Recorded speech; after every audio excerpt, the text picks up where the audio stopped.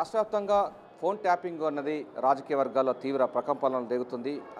అధికారంలో ఉన్నప్పుడు BRS party అనేక మంది ప్రజాప్రతినిధుల యొక్క ఫోన్ ట్యాపింగ్ చేసిందని కూడా ఆరోపణలు బయటకు వస్తున్న విషయం తెలిసిందే. అయితే కేటీఆర్ దీని దగ్గర నుండి నడిపించారని కూడా కాంగ్రెస్ పార్టీ తీవ్ర ఆరోపణలు చేస్తుంది. అయితే కేటీఆర్ దీనిపైన కూడా చాలా స్పందిస్తూ వీరు ఎవరైతే ఆరోపణ చేస్తున్నారో వారిపైన లీగల్ నోటీస్ ఇస్తామని కూడా ఆయన బెదిరింపులకు పాల్పడుతున్నారు. ఈ అంశంపై మనతో మాట్లాడడానికి జనగామ జిల్లా కాంగ్రెస్ పార్టీ అధ్యక్షులు మాజీ ఎమ్మెల్యే కొమ్మూరు ప్రతాప్ రెడ్డి గారు ఉన్నారు. వారిని అడిగి మరిన్ని విషయాలు తీసుకుందాం. కేటీఆర్ మీ పైన, మీ కాంగ్రెస్ పార్టీ పైన మీరు ఎవరైతే ఆరోపణ చేస్తున్నారో వారన్నింటిపైన కూడా లీగల్ నోటీస్ ఇస్తామని కూడా బెదిరింపులకు పాల్పడుతున్నారు. మీరు ఎట్లా ఎదుర్కోబోతున్నారు? అసలు కేటీఆర్ ఉద్దేశాలు ఏమై ఉంటాయి? 10 సంవత్సరాలు కూడా వాళ్ళ పరిపాలన మోసంతో, అవినీతితో, అక్రమాలతో, అన్యాయాలతో గడిపారు. ప్రజా సంక్షేమం కొరకు ఒక్కరోజు కూడా పాటుపడలేదు.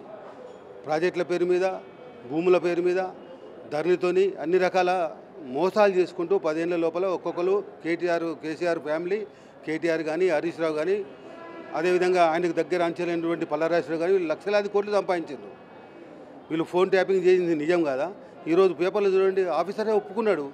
బీఆర్ఎస్ పార్టీని మూడోసారి అధికారంలోకి తీసుకురావడం కొరకు కేటీఆర్ ఆధ్వర్యంలో ఫోన్ ట్యాపింగ్ చేసినామని చెప్పి అధికారులే ఒప్పుకుంటున్నారు ఈరోజు.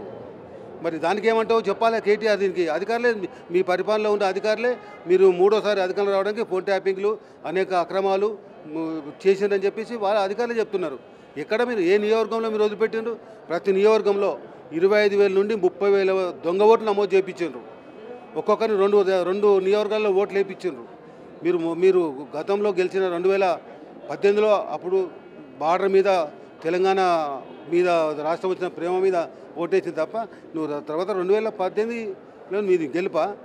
మొత్తం మోసం ఇదే విధంగా ఫోన్ ట్యాపింగ్ ప్రతి నియోజకవర్గంలో 25,000 నుంచి 30,000 దొంగ ఓట్లు నమోదు చేపించి దొంగతనాన్ని గెలిచినారు.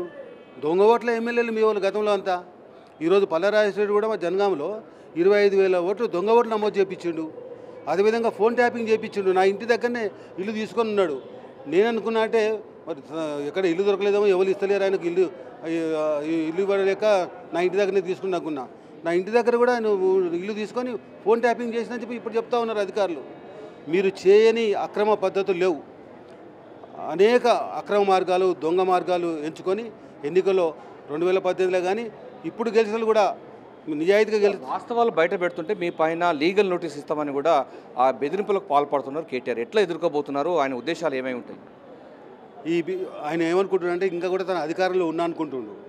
బీఆర్ఎస్ పార్టీ అధికారంలో ఉందని చెప్పేసి ప్రగల్భాలు పలుకుతున్నారు. కానీ బీఆర్ఎస్ పార్టీని ప్రజలు పక్కకు పెట్టిండ్రు. ఇంకా రానున్న రోజుల్లో భూస్థాపితం చేస్తారు. ఎందుకంటే మీరు ఉద్యమకారుల ఉసురు ఇప్పుడు మీకు తగులుతుంది. ఉద్యమకారులందరినీ బయటకు తోలి ఉద్యమ ద్రోహులను మీరు మంత్రులు ఇచ్చి పరిపాలన చేసిండ్రు.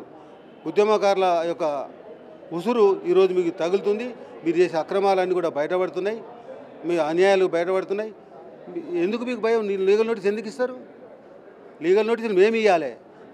ఫోన్ ట్యాపింగ్ చేసినందుకు, దొంగ ఓట్లు నమోదు చేయించినందుకు, మా నియోజకవర్గాలలో ఎక్కడెక్కడ క్యాండిడేట్కి ఈ చేదు అనుభవాలు జరిగినాయో, మీ మోసాలకు గురైనామో మేము ఇవ్వాలి.